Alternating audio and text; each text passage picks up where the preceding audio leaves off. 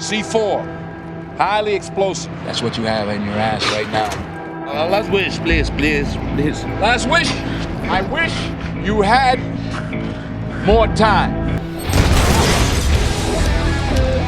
In a world where everyone's busy sharing their Spotify Wrapped on TikTok and Instagram, we should aspire to be Denzel freaking Washington. I expect a 5-star rating, you understand?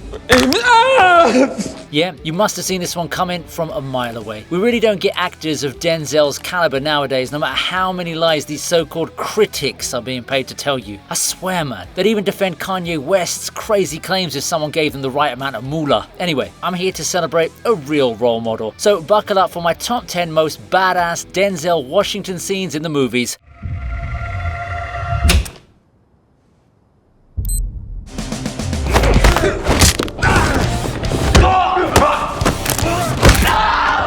He really can do it all, can't he? This scene is from the Equalizer 2. And man, he's sure mad to see what some jerks did to a poor innocent woman. That kind of stuff ain't fly, so Denzel teaches those piss faces a lesson in yet another excellently choreographed fight scene. It has all the makings of a typical Equalizer fight, which is basically Denzel being Denzel. Heck, we even get to see that Sherlock Holmes slow motion deduction technique. I do wonder if Robert Downey Jr. ever contacted the producers about this part. Either way, Denzel gives those sickos a thorough thrashing. Sheesh, some of those bone cracks really spoke to me, and I don't mean in a Gwen Stacy kind of way. However, what stands out the most here is when Denzel lets a spoiled brat choose which one of his hands is worth saving. I expect a 5-star rating, you understand?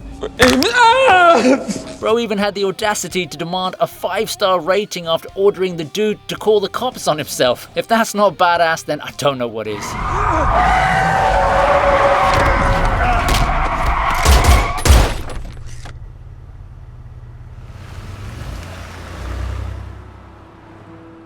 Before we begin, I want to wish you a very Merry Christmas, and so does Atlas VPN, today's sponsor. If you don't belong to the 6 million people that use Atlas VPN, then now's the best chance to get the deal of a lifetime. They're playing Santa this year and offering an unbelievable price of only $1.70 a month, plus 6 months free with a 30-day money-back guarantee. You can access this deal by clicking my link in the description below, and I'll tell you why you should do it now. First of all, it's an offer so good that even a badass like Denzel won't refuse it. Plus, a single subscription will cover all your devices at no added cost. Now, for me to be able to watch some of Denzel's films and pick the right entries, I need access to Netflix from other countries, and Atlas VPN makes it pretty safe, convenient, and easy to do so. Also, you get to surf the web with 100% privacy and can get some awesome deals on monthly subscriptions like Netflix and Spotify. You need more? Well, it also blocks malicious links and will notify you if someone's trying to steal your data. Now, that sounds amazing, right? Don't miss out on this offer, so head over to my description and click on my exclusive link for access to Atlas VPN at only $1.70 a month plus 6 months free with a 30-day money-back guarantee. Trust me, you're gonna love it just as much as you're gonna love these Denzel entries.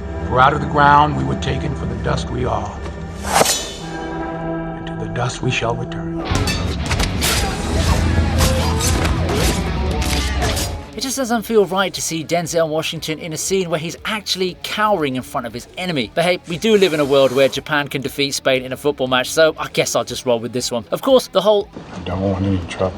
act is just a gag for a man to ruthlessly slam his opponent's face onto the table. Damn, I don't think any dentist is going to be able to fix up that jaw. It doesn't end here though. Eli also shows off his sword skills against an entire army of goons. Of course, there's no prize for guessing who comes out on top. What did surprise me though was when Eli stopped after Mila Kunis asked him to. Bro, don't you know that's Meg from Family Guy? Why don't you just tell her to shut up? Oh shit, enough. I don't want any trouble. Just a customer, okay?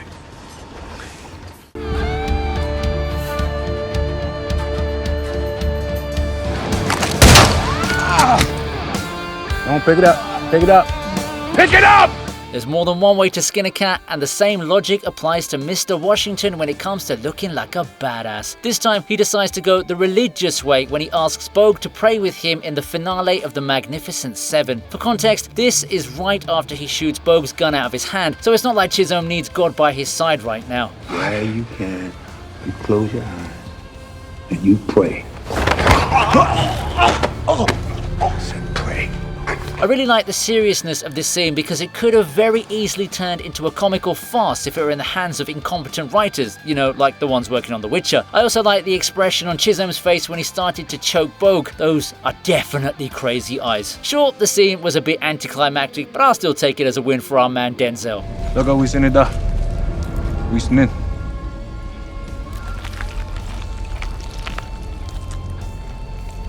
What'd he say? Said he's with us. I'm gonna fix him some breakfast. I had mine. Son, why don't you go and get back in your Range Rover? Yo, don't be trying to blow up the spot, all right? I'm not trying to disrespect you. DeAndre! You can't talk now, huh? I'm really good at digging gems out from the past, and I kinda hit the jackpot with this one. He Got Game is a sports drama from 1998 directed by the legendary Spike Lee, but more importantly, led by the iconic Denzel Washington. Here he's more of a man in the hood, although his accent is just about as believable as a faithful 2022 adaptation of Lord of the Rings. Anyway, the scene in question is when Denzel's character, Jake, is trying to talk to his son's girlfriend about a deal, but gets interrupted by her big bro. To be honest, I really didn't like that guy's attitude. He makes me want to punch him in the face. Luckily, Jake does that for me and a whole lot more as he ruptures his neck in the process too. I want to say this was very satisfying to watch, but I also don't want to give the impression that I crave violence. But you get that hatred out your heart, boy. Or you're gonna end up just another nigga. Like your father. Sure, boy. Can I see it? Oh, you want to see my gun? Yes and no.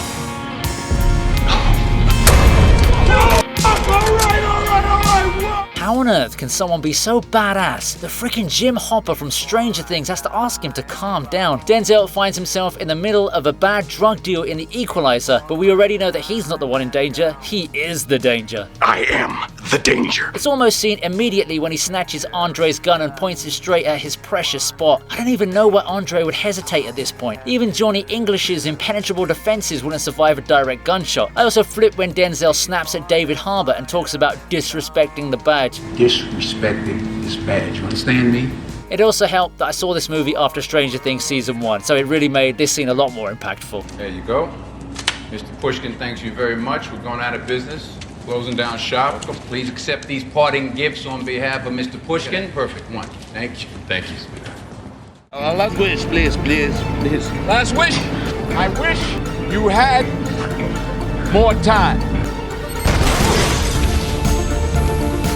Look, I know most of the presidents nowadays aren't exactly role models, but still, they're pretty powerful people. So if Denzel Washington is kidnapping the president of La Hermandad, then I'd say that he definitely deserves to have this scene in my top 5. It's a pretty simple exchange, actually. Creasy kidnaps the president and traumatizes us when he tells him he stuck a suppository bomb in a place where the sun don't shine.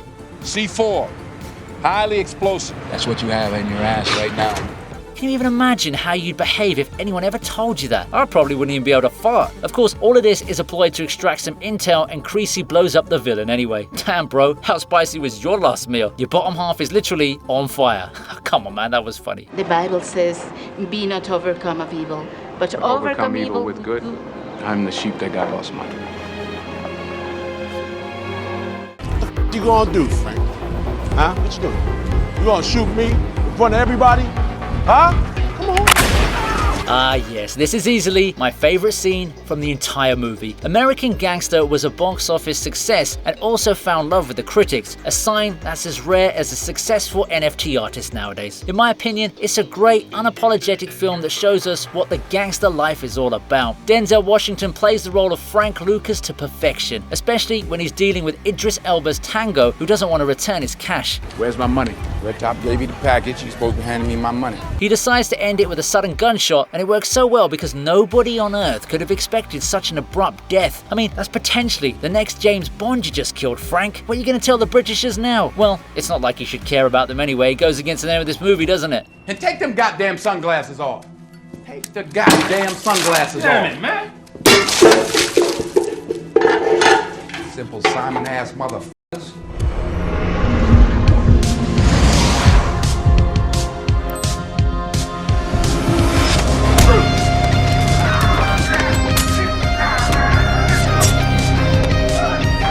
I don't think people talk about The Equalizer as much as they should. It's a pristine action flick that ticks all the right boxes and gives the fans a little bit of everything. Now, Robert McCall isn't the type of guy who'll spare flesh traders, and this gang of Russian goons is no different. He follows the typical Equalizer format and channels his inner Sherlock Holmes once more to launch a savage attack on all of them. You know what I really love about scenes like this? Even though Robert is using up a lot of energy, the look on his face barely changes. He just looks completely focused. Like, where do you even come up with that kind of self-control, bro? I probably make about 100 facial expressions simply when I wake up in the morning. But yeah, you can tell the studio put a lot of money into the fight scenes because they look realistic AF.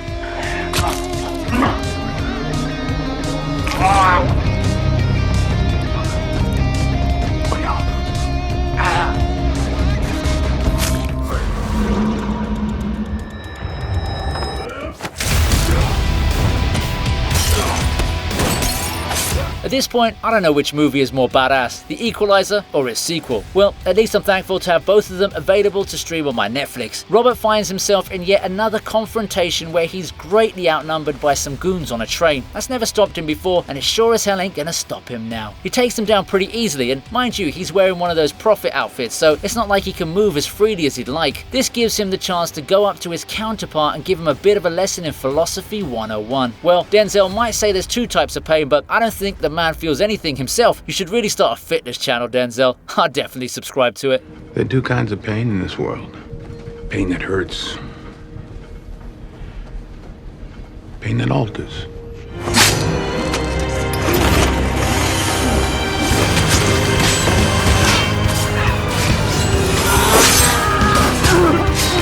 If the Hulk loves to smash, then Eli equally loves to slash. The scene in question is from the otherwise forgotten book of Eli, which I personally feel deserves a second chance. Take this epic moment for example. Eli's just busy minding his own business till a bunch of weirdos try to spoil the party for him without realizing they're messing with the TV region's #1 badass. Put that hand on me again, you won't get it back. Eli quickly shows their leader he's no pushover by slashing his freaking hand off. Sure, that upsets the team, but he did give the man a fair warning, didn't he? Well, it's not like it matters anyway. Eli mercilessly slashes through the rest of the crew, and I can't heap enough praise on how epic it looks with the darker color schemes juxtaposed against all that killing. Just goes on to show, there's badasses, then there's mega badasses, and then there's Denzel Washington. Where are you going? West. Can I come with you? No.